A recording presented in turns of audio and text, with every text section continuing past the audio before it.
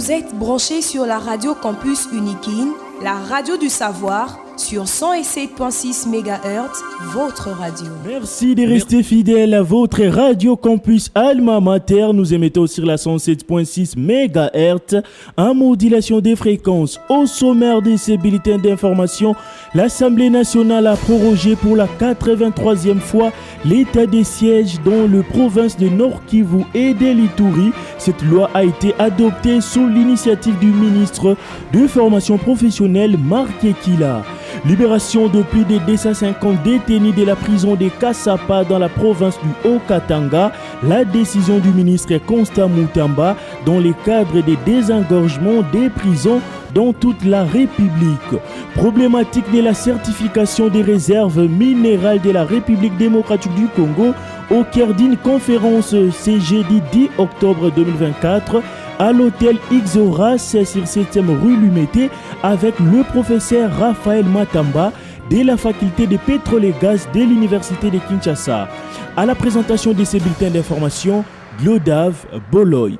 Comme annoncé au sommaire, l'état des sièges dans le province du Nord Kivu et de l'Ituri a été prorogé pour la 83e fois à l'Assemblée nationale. C'est sous l'initiative du ministre Marc Ekila que cette loi a été adoptée à la Chambre basse du Parlement. Stanislas Tantou pour le commentaire. L'Assemblée nationale a voté la loi portant la prorogation de l'état des sièges pour la 83e fois dans les provinces de l'Ituri et du Nord Kivu. 2 points étaient inscrits à l'ordre du jour. Il s'agit de l'examen du projet de loi portant prorogation de l'état des sièges ainsi que la finalisation de la composition des commissions permanentes. Malgré les contestations exprimées dans la salle plénière, le président de l'Assemblée nationale a demandé à ses élus de voter pour cette prorogation sollicitée par le gouvernement avec la condition de passer à son évaluation globale par la plénière dans les prochains jours. Cette mesure s'applique dans la partie orientale du pays dès le mardi 8 octobre 2024 pour une commission d'enquête et évaluation sera mise sur pied par l'Assemblée nationale pour rédiger les termes des références de la mission qui sera envoyée afin de s'enquérir de la réalité sur les terrains dans le but de permettre à la plénière de proposer des résolutions qui vont sanctionner l'avenir de l'état des sièges et de la situation sécuritaire dans l'est de la RDC. Signalons que les députés nationaux des provinces concernées ont examiné en amont ces projets de loi pour convenir de la méthode du déroulement du débat avant la plénière ayant abouti à son adoption.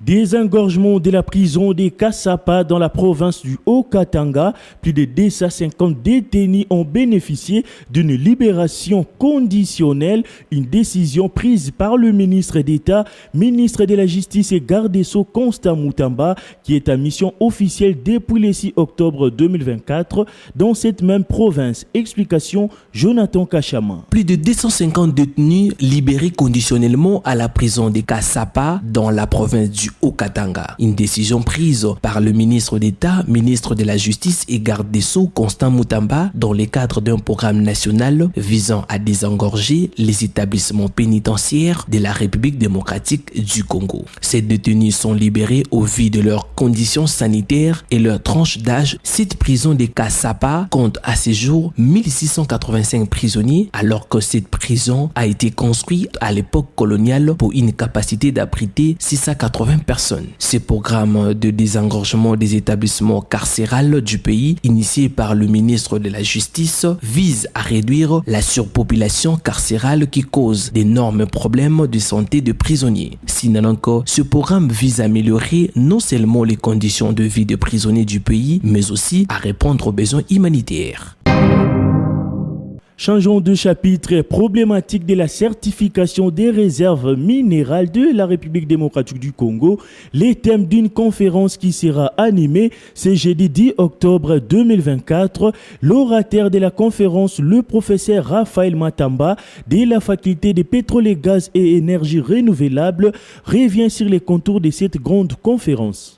Le sujet, il va traiter de la certification des réserves minérales de la République démocratique du Congo. Alors, ça sera un exposé scientifique, c'est jeudi 10 octobre. Alors, pourquoi les sujets? C'est parce que c'est à la une. Le chef de l'État a dit, pour notre pays, nous devons procéder à la certification de ce que nous avons comme réserve minière ou réserve minérale, si je peux le dire ainsi. À l'issue de cela, œuvrant dans le secteur minier, que j'ai voulu échanger un peu, partager avec la population en des termes beaucoup plus clairs et un peu simples. C'est quoi les réserves minérales? C'est quoi la certification? Et quels sont les avantages de faire ce type de travail ou ce type d'activité? Quel est le bon côté de connaître ce que nous détenons réellement comme réserve? Ok.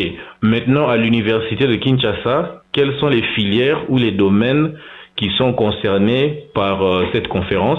Alors, à l'UNIKIN, tout naturellement, c'est la faculté des sciences et technologies, principalement le département des géosciences, des génies géologiques et aussi géomatiques. Et la plupart des départements aussi ou des disciplines qui sont proches ou qui sont en interaction avec le domaine des ressources minérales ou carrément des ressources naturelles de la RDC. Donc tout naturellement aussi, la faculté de pétrole et gaz est concernée parce que hydrocarbures et mines, c'est pas loin, très proche.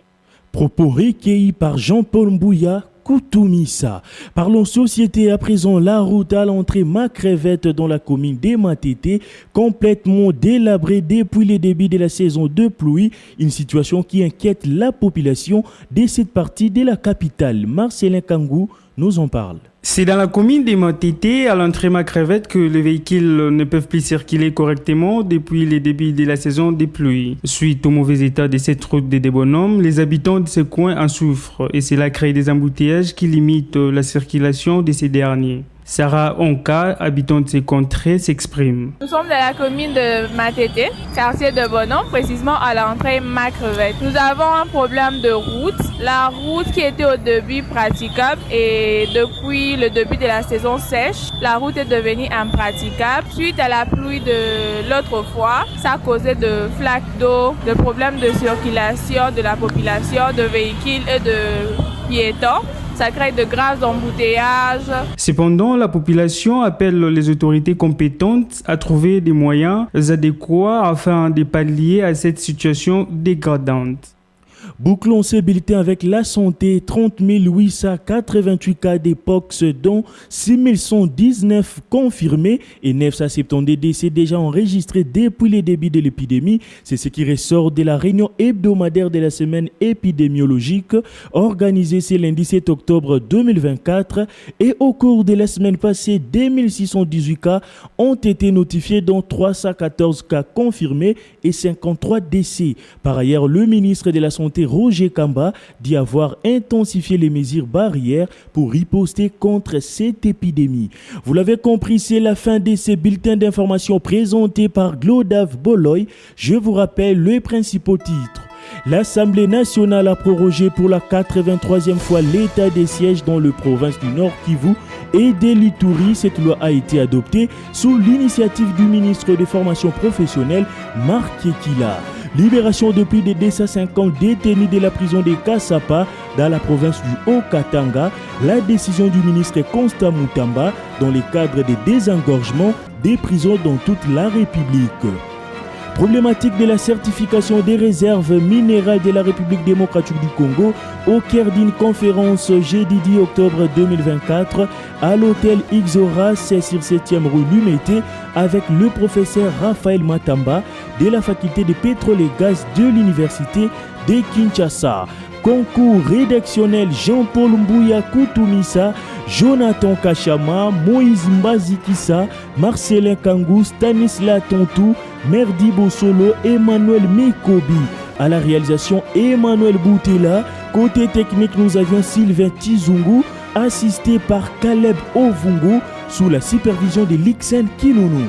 Restez branchés sur la 107.6 MHz, la radio campus Alma Mater, la radio des spécialistes et des hommes intelligents. Vous êtes branchés sur la radio campus Unikin, la radio du savoir, sur 107.6 MHz, votre radio.